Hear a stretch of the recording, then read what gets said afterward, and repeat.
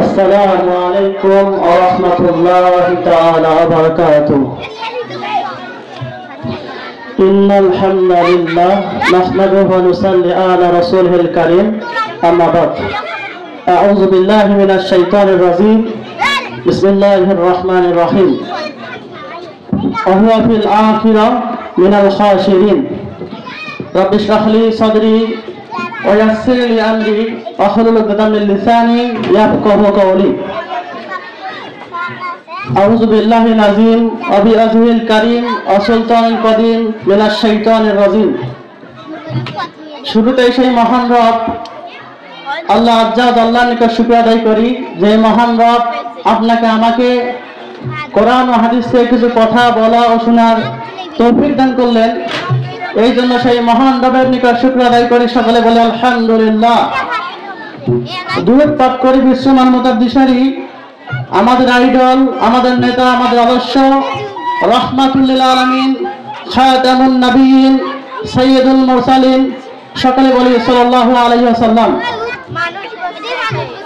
এবং শুকরিয়া আদায় করি যারা এই মাহফিলের আয়োজন করেছে তাদের প্রতি জাযাকাল্লাহু তাআলা খাইরান।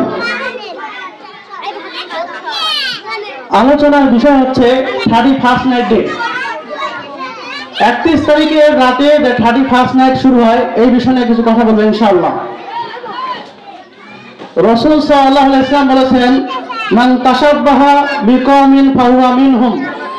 রাসূল সাল্লাল্লাহু আলাইহি ওয়াসাল্লাম বলেছেন যে ব্যক্তি বেদাতীদের সাদৃশ্য অবলম্বন করে, যে ব্যক্তি অমুসলিমদের সাদৃশ্য, অমুসলিমদের কালচার অবলম্বন করে, সে ব্যক্তি তাদের দলভুক্ত, সে ব্যক্তি আমার দলভুক্ত নয়। রাসূল সাল্লাল্লাহু আলাইহি ওয়াসাল্লাম বলেছেন যে ব্যক্তি অমুসলিমদের কালচার, ইহুদি খ্রিস্টানদের কালচার, হিন্দুদের সাদৃশ্য অবলম্বন করে, এক কথায় মুসলিম বাদে বেধর্মীদের সাদৃশ্য, বেধর্মীদের কালচার অবলম্বন করে যারা, রাসূল সাল্লাল্লাহু আলাইহি ওয়াসাল্লাম বলেছেন তারা তাদের দলভুক্ত। অন্য এক হাদিসে বলেছেন তারা আমার দলভুক্ত নয়। বর্তমান সময়টা এমন হয়ে গেছে যে প্রত্যেকটি যুবক, প্রত্যেকটি সোসাইটির মানুষ, প্রত্যেকটি যুবক তাদের লাইফ স্টাইলটা হয়ে গেছে অমুসলিমদের মতো, তাদের খাবার স্টাইলটা মুসলিমদের মতো, তাদের কথা বলার স্টাইলটা মুসলিমদের মতো, তাদের চলাফেরার স্টাইলটা হচ্ছে মুসলিমদের মতো, সমস্ত কিছু হচ্ছে মুসলিমদের মতো। বর্তমান যুব সমাজ তাদের চুল কাটার স্টাইল হচ্ছে মুসলিমদের মতো, তাদের দাড়ি রাখার স্টাইল হচ্ছে মুসলিমদের মতো, তাদের লাইফ স্টাইলটাই হচ্ছে মুসলিমদের মতো। অথচ রাসূল সাল্লাল্লাহু আলাইহি ওয়াসাল্লাম বলেছেন যে ব্যক্তি অমুসলিমদের কালচার, অমুসলিমদের সাদৃশ্য অনুসরণ করবে, সে ব্যক্তি আমার দলভুক্ত নয়, সে ব্যক্তি তাদের দলভুক্ত। নাউযুবিল্লাহ। এখানে কথা হচ্ছে যে রাসূল সাল্লাল্লাহু আলাইহি ওয়াসাল্লাম বলেছেন যে উম্মতের দলভুক্ত নয়। এখন বর্তমান সমাজটা এরকম, দেখবেন যে প্রত্যেকটা যুব সমাজ এখন মাদকাসক্ত, নেশায় আসক্ত। এখানে একটা গুরুত্বপূর্ণ বিষয় হচ্ছে যে বর্তমানে আমরা যাদেরকে আইডল মনে করতেছি, আইডল, আমরা মেসি, নেইমারকে, রোনালদোকে নিজের আইডল মনে করি, অথচ তারা রাসূল সাল্লাল্লাহু আলাইহি ওয়াসাল্লাম হাদিস অনুযায়ী তারা হচ্ছে বিনা হিসাবে জাহান্নামী। আমরা তাদেরকে আইডল মনে করতেছি, তারা বিনা হিসাবে জাহান্নামী। ইহুদি খ্রিস্টান কি ইহুদি খ্রিস্টান, তারপর হচ্ছে হিন্দুদের কোনো হিসাব হবে না, হিসাব হবে মুসলমানদের। এটা হচ্ছে কথা। তাহলে আমাদের মেসি, নেইমার, রোনালদোর অনুসরণ করা যাবে না, কারণ এরা হচ্ছে বিনা হিসাবে জাহান্নামী। আমাদের আইডল হচ্ছে মুহাম্মদ সাল্লাল্লাহু আলাইহি ওয়াসাল্লাম। এখানে মূল কথা হচ্ছে যে রাসূল সাল্লাল্লাহু আলাইহি ওয়াসাল্লাম বলেছেন যে কোন ব্যক্তি যদি অমুসলিমদের সাদৃশ্য অবলম্বন করে, সে ব্যক্তি তাদের দলভুক্ত। অন্য একটা হাদিসে আছে যে যে ব্যক্তি অমুসলিমদের সাদৃশ্য অবলম্বন করে, সে ব্যক্তি আমার মতো দলভুক্ত নয়। এখানে একটা বিষয় যে 31st নাইট ডে, এই 31st নাইট ডেটা হচ্ছে পুরো অমুসলিমদের সাদৃশ্য, অমুসলিমদের কালচার।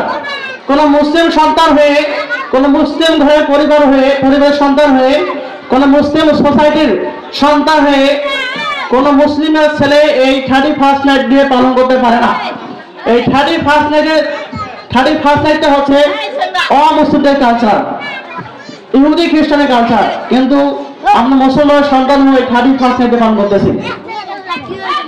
আর একটা বিষয় হচ্ছে যে অমুসলিমদের সাদৃশ্য হচ্ছে বিয়ে বাড়িতে গায়ে হলুদ। বিয়ে বাড়িতে গায়ে হলুদ হচ্ছে অমুসলিমদের কালচার। তারপর মুসলিম সমাজে বিয়ের সময় গীত বলা হচ্ছে অমুসলিমদের কালচার, অমুসলিমদের সাদৃশ্য। এরপর হচ্ছে বিয়ে বাড়িতে বক্স বাজানো, বক্স বাজিয়ে বিয়ে করা হচ্ছে অমুসলিমদের সাদৃশ্য। আমার ছেলের বিয়ে হচ্ছে, বিয়েটা হচ্ছে পবিত্র জিনিস, এটা হচ্ছে একটা ইবাদত। বিয়ে করা হচ্ছে ফরজ, নফল, ওয়াজিব বিভিন্ন ক্ষেত্রে। অথচ আপনার মেয়ের ছেলের বিয়ে হচ্ছে আপনি বক্স বাজাচ্ছেন, গায়ে হলুদ করতেছেন, গীত করতেছেন, এগুলো হচ্ছে পরিপূর্ণ হিন্দুদের সংস্কৃতি, অমুসলিমদের সংস্কৃতি। তাহলে এখানে বিষয় হচ্ছে রাসূল সাল্লাল্লাহু আলাইহি ওয়াসাল্লাম বলেছেন যে ব্যক্তি অমুসলিমদের সাদৃশ্য পালন করবে, যে ব্যক্তি অমুসলিমদের কালচার অনুসরণ করবে, সে ব্যক্তি আমার উম্মতের দলভুক্ত নয়। রাসূল সাল্লাল্লাহু আলাইহি ওয়াসাল্লাম যদি বলে যে এই ব্যক্তি আমার উম্মতের দলভুক্ত নয়, তাহলে আপনি কি জান্নাতে যেতে পারবেন? জান্নাতে যেতে পারবেন? পারবেন না। কারণ রাসূল সাল্লাল্লাহু আলাইহি ওয়াসাল্লাম বলেছেন যে ব্যক্তি অমুসলিমদের সাদৃশ্য কালচার নিজে অবলম্বন করে, সে ব্যক্তি আমার দলভুক্ত নয়। রাসূল সাল্লাল্লাহু আলাইহি ওয়াসাল্লাম এই কথা বলে, তাহলে আপনি কিভাবে জান্নাতে যাবেন? এখানে জান্নাতে যাওয়ার কোনো কথা নেই।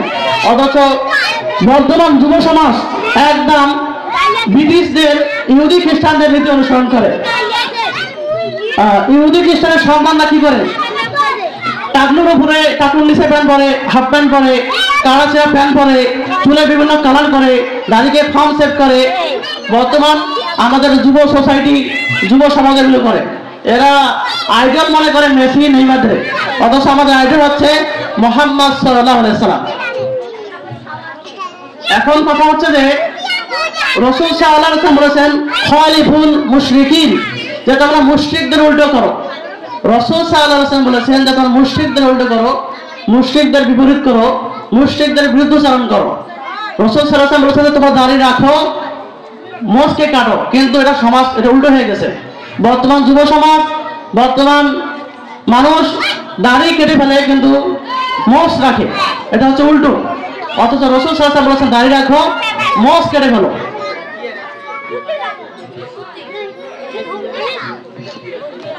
এরপর কথা হচ্ছে মহান আল্লাহ বলেছেন আমাইয়াবতাগি গায়রা ইসলামি দীনা। মহান আল্লাহ পবিত্র কোরআনে বলেছেন যে কোন ব্যক্তি যদি ইসলাম ব্যতীত অন্য কোন ধর্ম অনুসন্ধান করে, অনুসরণ করে, কিংবা ইসলাম ব্যতীত অন্য কোন পদ্ধতি খোঁজে, ইসলাম ব্যতীত অন্য কোন নিয়মকানুন মানে, ইসলাম ব্যতীত অন্য কোন অমুসলিমদের সাদৃশ্য, কালচার, নীতি, বৈশিষ্ট্য অনুসরণ করে, অনুকরণ করে, রাসূল সাল্লাল্লাহু আলাইহি ওয়াসাল্লাম বলেছেন, মহান আল্লাহ বলেছেন ফালাইয়াকবালা মিনহু, যে তাদের সেই কাজ, তাদের সেই জীবন পদ্ধতি, তাদের সেই অনুসরণ, অনুকরণ এর কাজ আল্লাহ গ্রহণ করবেন না। এটা আল্লাহর কথা। তো আল্লাহ বলেছেন কোন ব্যক্তি যদি, কোন মুসলিম যদি অমুসলিমদের সাদৃশ্য, কালচার, নীতি, বৈশিষ্ট্য, ধর্ম, জীবন পদ্ধতি এগুলো অনুসরণ করে, তাহলে আল্লাহ বলেছেন আমি তাদের সেই কাজগুলো গ্রহণ করব না। আর আল্লাহ বলেছেন বিসমিল্লাহির রহমানির রহিম ওয়া হুয়া ফিল আখিরাতি মিনাল খাসিরিন, আর যারা এই সব কাজ করবে, অমুসলিমদের সাদৃশ্য, গীত, তারপর হচ্ছে গায়ে হলুদ, বক্স বাজানো, দাড়িকে কাটা, চুলে বিভিন্ন স্টাইল করা, তারপর হচ্ছে হাঁটুয়ার উপরে প্যান্ট পরা, টাইট ফিটিং পোশাক পরা, এগুলো সবগুলো হচ্ছে অমুসলিমদের সাদৃশ্য। আল্লাহ বলেছেন যারা এই অমুসলিমদের সাদৃশ্য অবলম্বন করবে, ওয়া ফিল আখিরাতি মিনাল খাসিরিন, তারা হবে কিয়ামতের দিন চরম ক্ষতিগ্রস্তের অন্তর্ভুক্ত। তাহলে যারা এইসব কাজ করবে তারা কিয়ামতের দিন, পরকালের দিন, মৃত্যুর পরের জীবন হচ্ছে পরকাল, ওই দিন ওই মানুষটা হবে চরম, একদম দুর্ভোগ, একদম চরম ক্ষতিগ্রস্তের অন্তর্ভুক্ত। তাহলে ভাই বিয়ে যখন করবেন, ছেলে সন্তানের যখন বিয়ে দিবেন, মেয়ের বিয়ে দেবেন, তখন কি বক্স বাজানো যাবে? যাবে না। গীত করা যাবে না, গায়ে হলুদ করা যাবে না। এরপর হচ্ছে আমরা একটা বিষয় দেখছি আমাদের এলাকায়, যে ওনার ছেলে দাড়ি রাখবে, দাড়ি একটু বড় হলো, বাপ বলে যা এই যে টাকা দেবেন 20 টাকা 25 টাকা, দাড়িকে সেভ করে দেয়। এটা হচ্ছে সমাজ। এখন বাপ যদি বলে যে দাড়ি কাটি মানে কেটে ফেল, তাহলে সন্তানের দাড়ি রাখা পসিবল? বর্তমান গার্জিয়ানে বলে যে দাড়ি কেটে ফেল।